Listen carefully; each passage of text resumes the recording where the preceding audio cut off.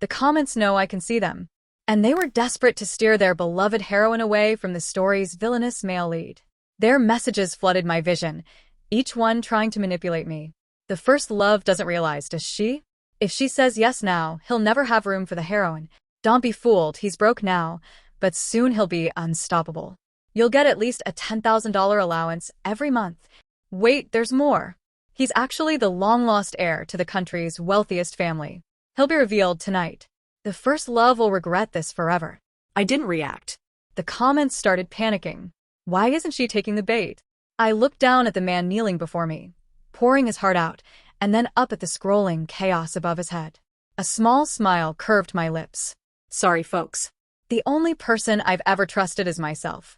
So yes, as the story's labeled villainess, a little money and a need for control? Totally in character. Being the only girl in the Thorne family in 18 generations came with lessons drilled into me from birth by grandparents, parents, and 8 older brothers and cousins. You can't trust anyone, not even us. When I was little, someone tried to abduct me at school, posing as my father. He was convincing, but he hadn't counted on my dad's obsessive devotion to me. Dad had already bought the school and the surrounding district, relocating his office onto campus so he could personally escort me every day. The moment the imposter appeared, teachers, staff, even the hot dog vendor swarmed him. After that, the Thornes vanished me from the world. Officially, I became the daughter of our head housekeeper, Mrs. Jones. To everyone else, I was Sarah Jones. From then on, if anyone breathed in my direction, their entire life history landed on a Thorne family desk within hours. So when Liam Evans knelt before me, confessing, I held up my phone. Not to snap a picture, not to record, but to scroll through his dossier. In my eyes, he had no secrets left. Sarah, will you be my girlfriend? He offered a single roadside wildflower, his eyes gleaming with raw sincerity. Fine, I'll admit it. Liam was handsome, striking even. On principle, I usually never turn down a man who puts himself on a silver platter. That's when the comments lit up again. Here comes the classic male lead confession. She's going to say no. Then he'll meet the heroine, who looks just like her, and tonight their romance begins. The first love will regret this when she sees how successful he becomes, but I'm rooting for them. I almost rolled my eyes. So rejecting him meant he'd instantly run off to bed with someone else? Hardly a tragedy. I scanned his file for the mysterious heroine. There she was, Chloe Miller, 19, a college freshman. They'd met a month ago at a bar where Chloe worked to pay for her mother's medical bills. Liam intervened when she was harassed. Since then, they'd been meeting for meals, and she'd even started an anonymous blog about their encounters, all lovelorn musings. Liam had liked it, fully aware it was her. Wait. Weren't they supposed to meet after I rejected him? Or was I just a placeholder in their twisted little prelude? My fleeting attraction to Liam evaporated. The comments jumped back in. Even though he knows the heroine, his heart belongs completely to the first love. He only sees the heroine as a little sister. Devotion like this. Give me a break. He's known Chloe for a month and me for 2. Little sister? Devotion? Please. That's a self-serving fantasy. Unaware of my thoughts, Liam continued his heartfelt performance. Sarah, I know your mom works as a housekeeper for a wealthy family, and she earns well. But I promise, one day I'll make even more. I'll give you everything. The comments chimed in. Don't be fooled, he's broke now, but soon he'll be a powerhouse. You'll get a $10,000 allowance every month. I toyed with my $1,000 manicure. Somehow, I doubted greatness awaited a deeply disturbed man. The file was enlightening. Liam had once owned a cat. One evening, a guest's leg brushed against it, and he tortured and caged the animal. Possessive? Borderline psychopathic. And he's the long-lost son of a billionaire.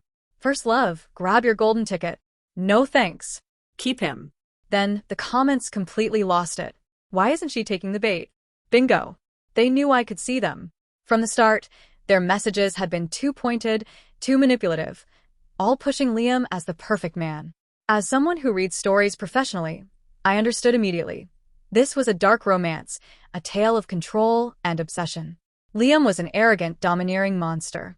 The fans wanted me, the wicked villainess, to keep him occupied so their precious heroine wouldn't get hurt. Nice try. Did they really think ghostly pop-ups could make me fall for him? Liam, you're handsome and smart and women orbit you all the time. That alone makes me uneasy. My voice softened, threaded with just enough vulnerability. I'm the loyal type. I can't handle sharing. Not your time, not your attention, not even a corner of your heart. I held his gaze without blinking. So, if someone else matters to you right now, even a little, you can tell me. I'll step aside and wish you both happiness. That wasn't just for him. It was for the girl hiding behind the nearest pillar. My family's bodyguards had clocked her the second Liam started his dramatic kneeling act. Since I had already decided he wasn't worth the trouble, I thought I'd give her a chance. A chance to step forward, expose him, and free herself from this mess.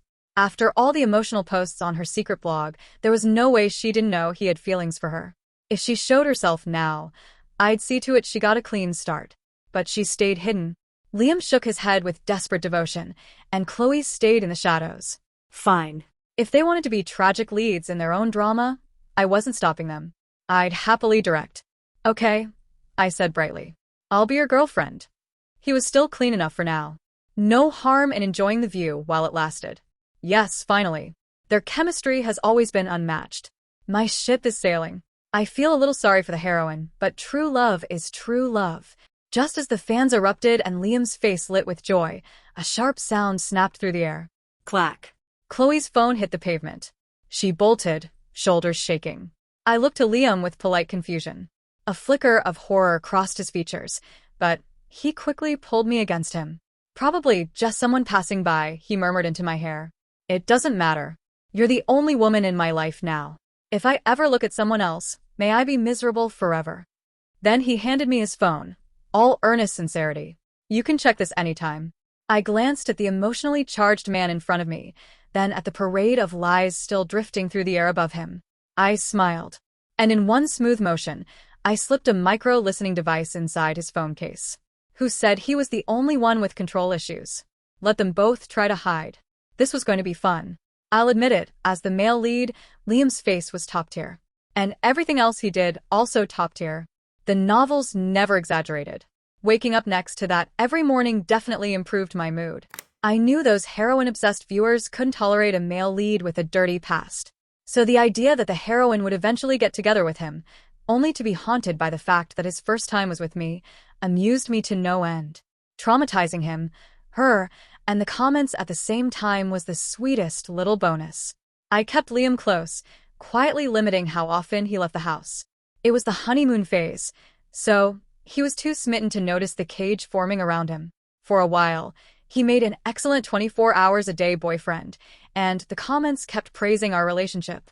False praise is still praise, and I don't mind hearing nice things. But eventually someone snapped. It was near midnight. Liam was in the shower when his screen lit up with a message from Chloe. Mr. Evans, I think we need to talk. The comments erupted. This heroine is shameless. He has a girlfriend, and she still clings to him. Exactly. He only loves the first love now. The heroine should back off. No one is allowed to ruin my ship, not even the main character. Not one of them told me to delete it, because they all knew what it meant. Chloe needed money. Her mother was in critical condition and required emergency surgery. In the original plot, Liam rushed to send the funds. The surgery failed, but Chloe used the remaining money to launch her business and step onto her strong independent woman path. These fans wanted that plot line. They wanted her to survive and rise. I twirled the phone between my fingers, smiling, then quietly removed the SIM card. 10 minutes later, Liam stepped out of the bathroom. Without warning, I tossed the phone at him. You've got some nerve, Liam Evans, I snapped, my tone dripping with perfectly crafted outrage. Before he could speak, I stormed out and slammed the door. Outside, I barked orders at the staff. Lock him in there until he reflects. He doesn't leave until he understands what he's done. And cut the internet. No one gets near him unless I say so. No wonder fictional villains love creating misunderstandings. This was exhilarating. The comments started panicking when they realized Liam couldn't send anything out. It was a one-sided message. Why is she angry? She can't keep him locked up. She's just a housekeeper's daughter. She has no authority here. She's pushing it. According to the plot, he's supposed to get discovered by the tycoon soon. If she ruins this, he'll fall for the heroine instead. Oh. But I didn't want him anyway. After 3 days of pacing, shouting, sulking, and the comments losing their collective minds, Liam finally broke free. Miss, Mr. Evans escaped through a window. Should we send a team to retrieve him? No. I wasn't surprised. I was the one who left the window unlocked and cleared the guards from that area, so he wouldn't run into them. And he still needed 3 full days to figure it out. So much for the impressive male lead. I watched the live camera feed on my tablet. Liam was with a crying Chloe. After a few minutes of arguing, they threw themselves into each other's arms. TSK. In my eyes, he was already contaminated. The comments were gleeful. See? You pushed too far. Now you lost him. Good thing it was just a hug. Go apologize.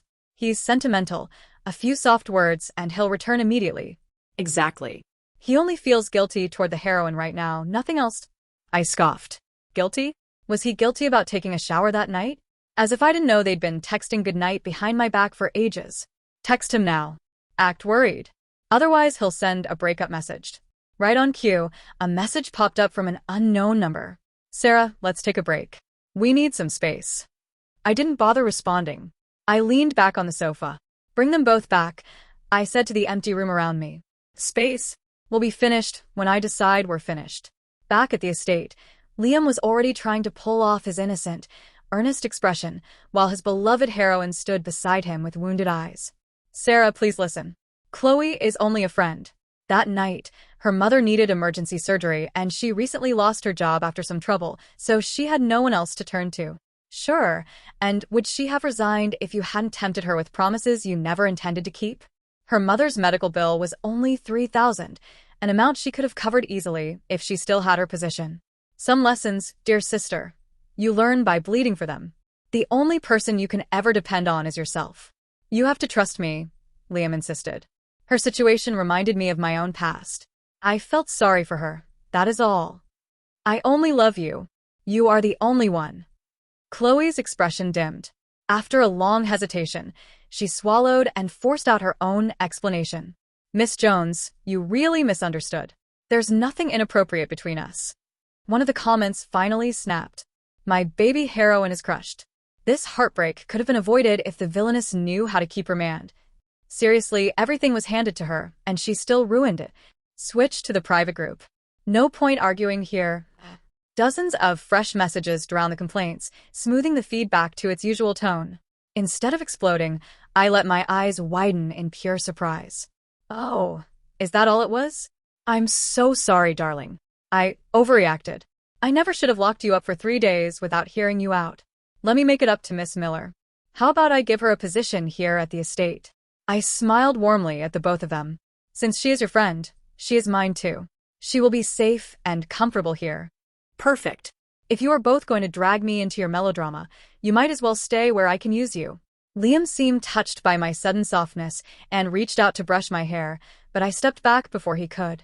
Before he could question it, I clapped my hands once. It is late. Someone show Miss Miller to her room. I have to travel for a few days. You two take care of each other while I am gone. Staff members appeared instantly, guiding a bewildered Chloe away. At my signal, several guards stepped forward and escorted the still-dazed Liam in the opposite direction. A few comments finally started to connect the dots. Hold on, why does the first love sound like she owns the place? The staff listens to her like she is the boss. Now that you say it, I remember she never had a tragic ending. I was furious back then, I even left paragraphs of complaints to. This plot is really starting to feel off. Whatever, I am done predicting. I will just watch. At the Sterling family's extravagant welcoming gala, I toasted with Liam Evans. We looked like the perfect couple, smiling for the cameras as the guests whispered admiringly. Mr. Sterling watched from across the room with a satisfied, calculating expression. The phone in my clutch kept buzzing. It was the real Liam. Sarah, when are you coming back? I miss you. Sarah, are you still upset? I swear there is nothing between me and Chloe. Even if there was, I only see her as a sister. Sarah, who are you really? The guards will not let me leave. They said I cannot step outside without your approval. Of course they would not. The man standing beside me at the gala was not Liam at all, but my cousin wearing a perfect disguise. Over the past few days, using tips from a few rebellious comments and my own digging, the puzzle had come together. Mr. Sterling had known who I was for some time. The reason he never brought Liam into the family earlier was simple. He wanted us to get comfortable with each other first. He hoped to bind the Sterling family to the Thorne family through marriage. In the original novel, Liam and I fall into a complicated relationship after I return from studying abroad. He must have uncovered my identity then and used me as leverage to secure the Sterling inheritance. With a background like mine, no powerful family would ever consent to their heir marrying a housekeeper's daughter. He won his inheritance fight, then suddenly realized he was truly in love with Chloe. He did not break up with me, though. My family's influence was too powerful, so he kept me as his legitimate partner and Chloe as his secret lover. That was how the dark romance began. And Mr. Sterling in this life was no naive patriarch either. I caught the cold calculation in his gaze every time. Since they had both planned to use me, I saw no reason not to help myself to the Sterling fortune. Besides, in the original story, they drained my family's resources and even tried to have me killed. The moment the gala ended, I called Liam. He picked up instantly, his voice trembling. "Thank goodness you finally answered. Sarah, where are you? Why have you not come back?" I stretched out on the sofa and let my voice soften. "Liam, there is something I have been afraid to tell you." "You can tell me anything," he replied quickly. "I'm not exactly who you think I am. My surname isn't Jones." I lied. "My family is wealthy. Extremely wealthy. They raised me under a different identity because they were afraid people would only want me for my fortune, or worse, that I might get kidnapped." He was silent for several seconds as he processed this new reality. "So your family is, but Sarah, you are so extraordinary. I suddenly feel like I am not worthy of you." "Do not worry, I will start my own company. One day I will stand on the same level as you." "That is not what matters," I whispered. "What matters is that I do not care whether you are rich or poor. I like you for who you are. I can support you. Everything I have, you can have too. All I ask is that you stay loyal to me and keep your heart only for me." My true message was simple. I am a wealthy heiress who wants nothing from you. All I want is your devotion. Let me take care of you. I laid it on thick. As long as you are good to me, there is nothing I will not give you. Of course, what I was planning to give him came straight from his own family's fortune. "Other women do not truly care about you," I added softly. "I am the only one who is sincere. Sincere about taking everything you own." On the other end, Liam sounded overwhelmed. "Sarah, sweetheart, I had no idea. You are too good to me. I will treat you well forever, I swear it. I only love you, only you." I listened to his emotional rambling with a thin, cold smile, though my voice stayed sweet. "I believe you. I have some family matters to sort out on my end. It will take a few days. Be patient for me, all right?" "Of course. I will wait. Just come home soon." He sounded like a pampered lover waiting for his patron to return. After hanging up, I looked at the comments hovering above my head. Predictably, they were losing their minds. She really just smothered him with wealth. How is he supposed to play his little schemes now? She even replaced him with a fake and gets to enjoy both fortunes. We are finished. This woman is untouchable. Why did we ever think we could manipulate her? She has been ahead of us from the very beginning. You know what? Let her cook. This version is way more entertaining. I ignored them. I stayed away from the estate for a full week. The staff updated me constantly. Miss Miller had 3 surprising encounters with Mr. Evans today. The garden, the hallway, and the dining room entrance. Mr. Evans walked past her every time. Miss Miller was visibly distressed. By the end of the week, Chloe finally snapped. "Miss, we discovered Miss Miller intends to harm you." I raised an eyebrow. "Tell me." "She argued with Mr. Evans last night. When he insisted he only loves you, she became desperate. This morning she started asking quiet questions about your eating habits. She slipped something into the meal we prepared for your return." Well now. I originally planned to tease Chloe a bit before sending her abroad to live her life. I did not expect her to lose patience so quickly. Very well. If she wants to escalate, I will not hold back. I opened my chat with Liam. His messages filled the screen with syrupy affection. "Baby, I miss you. The estate feels too empty without you. Wifey, please come home. I feel sick without you." Of course he did. The special substances I had the staff add to his meals were doing their job, amplifying his emotions to an almost obsessive level. I was honestly surprised he had managed to avoid Chloe this long. That meant the dosage was still too mild. Time to turn the heat up. I returned to the estate. The moment I stepped out of the car, a figure barreled toward me, clutching me in a ferocious embrace. It was Liam. His hair was tousled, dark circles framed his bloodshot eyes, and his arms shook with intensity as he buried his face in my neck. "Baby, you're back. I thought I might die without you." He nuzzled me like a starved animal, voice rough, repeating how much he'd missed me. I fought the urge to push him away. Out of the corner of my eye, I spotted a flicker of movement behind a nearby pillar. Chloe. Watching, just as I'd intended. A devious idea formed. I wrapped my arms around him, letting my fingers trace lazy circles across his back. My voice dipped into a low, seductive purr. "I missed you too, Liam." His body stiffened, his breath coming in ragged gasps. Fueled by the drugs and my calculated teasing, he was already losing control. "Sarah?" he growled, glazed eyes filled with raw desire.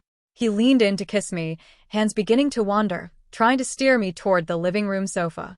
Just as he was about to surrender completely, I pressed a hand against his chest. "Liam, stop. I have my period." The lust on his face twisted into pure, agonizing torment. The drugs made it unbearable. His eyes practically pleaded. "Can I use my hands?" I suppressed a shiver, letting sympathy mask my amusement. "Really? You're that desperate? I'm so sorry. Why don't you cool off for a bit? Something urgent came up at the office. I have to go. I'll be back tomorrow, okay?" Without waiting, I eased him away, smoothed my clothes, and strode off decisively.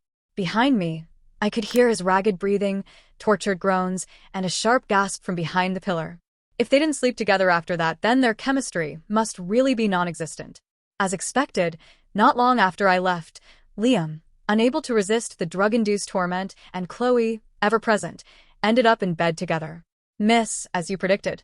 About an hour after you departed, Mr. Evans and Miss Miller were intimate in the master bedroom. Good. I won't be using that room anymore. Meanwhile, I busied myself planning a wedding with the fake Liam Evans. The two oblivious players grew bolder in their secret affair, fueled by my absence. Liam continued sending devoted texts to me, while Chloe indulged in every corner of the estate. I observed everything via surveillance and staff updates, biding my time patiently. Miss Miller is 2 weeks late. She was seen attempting to hide morning sickness. Our doctor, disguised as a maid, confirmed the signs. She's pregnant. The moment had arrived. I held a private wedding ceremony with my Liam Evans, keeping it entirely off the press. A few days later, I returned to the estate. Staff warned me that Liam and Chloe were in the bedroom again. Silently, I crept upstairs. The bedroom door was slightly ajar. Muffled gasps and illicit sounds seeped out.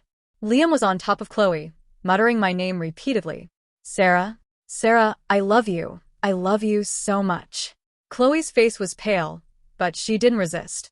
Only I, and the comments felt a twinge of disgust. I can't unsee this. My main couple is ruined forever. The original plot is happening in the most twisted way possible. I waited until the sound subsided, then shoved the door open with a loud crash. Bang. The couple whipped around in terror. Liam's face went pale, his body slackened with fear. Chloe shrieked, yanking the covers over herself. I stood there, expression unreadable, eyes cold as ice. Liam scrambled, stammering. Saw Sarah. "It's not what you think. She seduced me." I had a moment of weakness. Chloe stared, wide-eyed and silent. I laughed softly. A moment of weakness? Looks more like passion to me. I waved dismissively. In seconds, bodyguards stormed in, ignoring protests, and dragged them unconscious to separate, specially fitted cells in the basement. "You like games of captivity and control? Then we'll all play together." Liam first begged, then cried when he realized Chloe was pregnant. "Sarah, my Sarah, I was wrong. Let her go. The baby is innocent. Do whatever you want to me. Just free them." A few days later, he tried threats. "Serafina Thorne, you're committing kidnapping. You must release us." I listened with ironic amusement. Illegal? In this world, law was a suggestion. Power ruled, and I held it all. I visited him, wearing a fake, large pregnant belly. He fell to his knees, pleading for Chloe and the baby. Then his eyes landed on my belly, and a vicious glint appeared. "So, Serafina Thorne, you were cheating all along. Whose child is it? We haven't even broken up. I loved you. How could you?" TSK, male leads are the ultimate hypocrites. I patted the pillow under my dress, letting him stew. He was finally starting to look like a tortured dark romance hero. Too bad the villainess beat him to it. I leaned down, voice icy and precise. You swore I'd be the only woman in your life.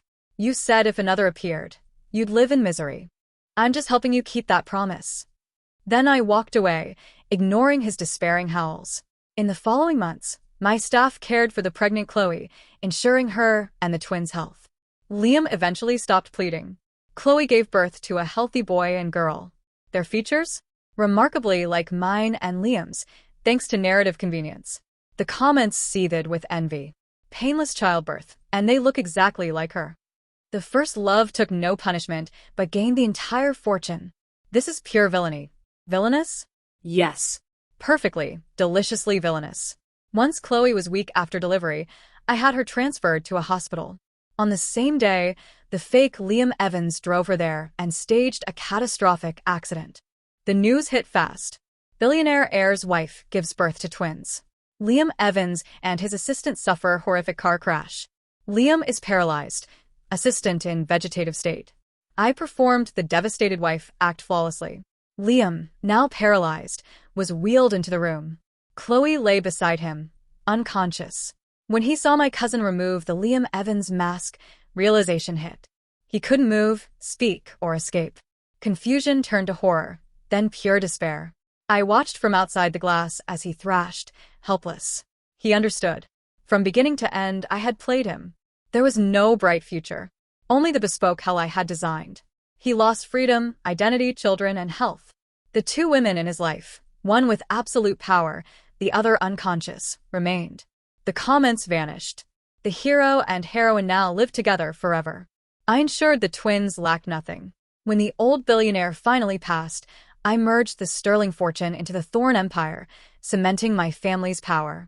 When Liam learned of his father's death and the loss of the family fortune, his eyes went dark. He followed his father into the void. For a dark romance, this was as perfect an ending as it could ask for.